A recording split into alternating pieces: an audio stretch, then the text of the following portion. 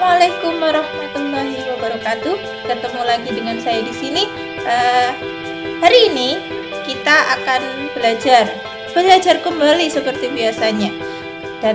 Tapi sebelum itu jangan lupa untuk selalu menjaga kebersihan dan juga kesehatan kalian ya. Jangan lupa memakai masker saat kalian keluar rumah.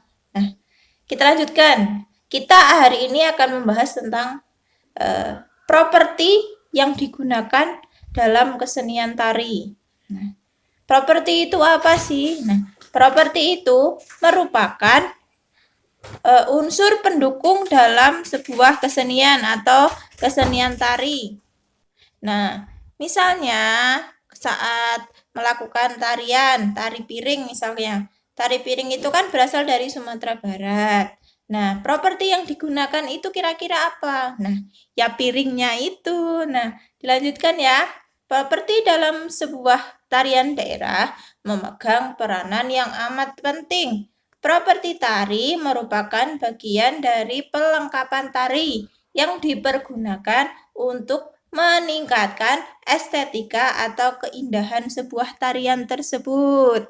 Nah, contoh properti yang sering digunakan misalnya kipas, terus piring, pedang, tombak, keris, payung, dan lain-lainnya. Nah, selain penggunaan properti tadi, tarian tradisional daerah juga mempunyai unsur utama dan unsur penunjang, di mana unsur utama pada tari tersebut tidak boleh dilenyapkan atau disingkirkan dalam sebuah tarian tersebut. Sedangkan unsur penunjang itu merupakan suatu unsur yang berfungsi sebagai penunjang unsur utama tadi. Nah, sampai di sini mengerti apa itu properti yang digunakan untuk tarian? Nah, properti itu adalah hal penunjang yang digunakan untuk tarian agar tarian tersebut menjadi lebih indah ya.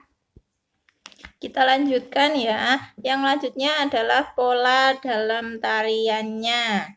Nah, contohnya saat kita menarikan tari jaipong misalnya. Nah, polanya itu seperti apa atau tatanan barisan dari para penari itu mau yang kayak gimana? Nah, ada 4 macam pola tarian atau pola lantai tari yang akan saya bahas. Yang pertama adalah pola lantai vertikal atau lurus. Pola ini penari membentuk garis vertikal, yaitu garis lurus dari depan ke belakang.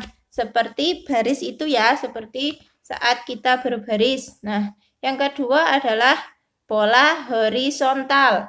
Pada pola lantai ini, penari berbaris membentuk garis yang lurus ke samping. Nah, yang selanjutnya adalah pola lantai diagonal. Pada pola lantai ini, penari berbaris membentuk garis menyudut ke kanan atau ke kiri. Jadi, seperti ini bentuknya ya.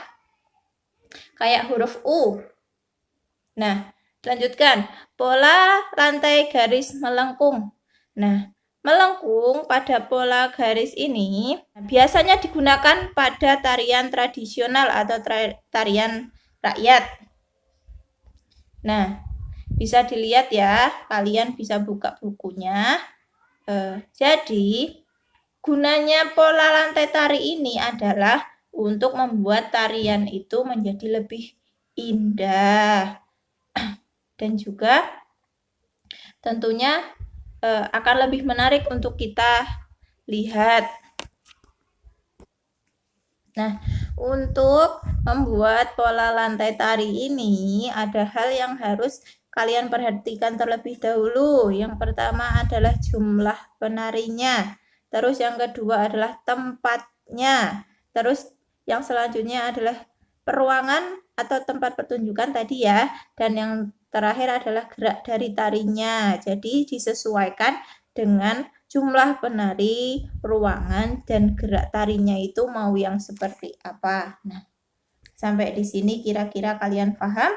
Semoga kalian paham ya. Kita simpulkan bersama bahwa tadi adalah yang kita bahas pertama.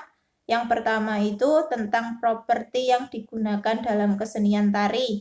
Properti itu merupakan unsur untuk menambah tarian tersebut menjadi lebih indah. Misalnya menggunakan kipas, menggunakan piring, menggunakan tombak, payung, dan lain-lainnya. Terus yang kedua adalah pola lantai tari. Nah, pola lantai tari ini digunakan untuk apa? Digunakan untuk mengatur atau memperindah karya tari. Namun hal-hal yang harus diperhatikan itu antara lain jumlah penarinya, terus tempat pertunjukan, dan yang terakhir adalah gerak tarinya itu seperti apa. Nah, mungkin dari saya cukup di sini ya, cukupkan. Silahkan melihat lagi buku temanya. Saya akhiri. Wassalamualaikum warahmatullahi wabarakatuh.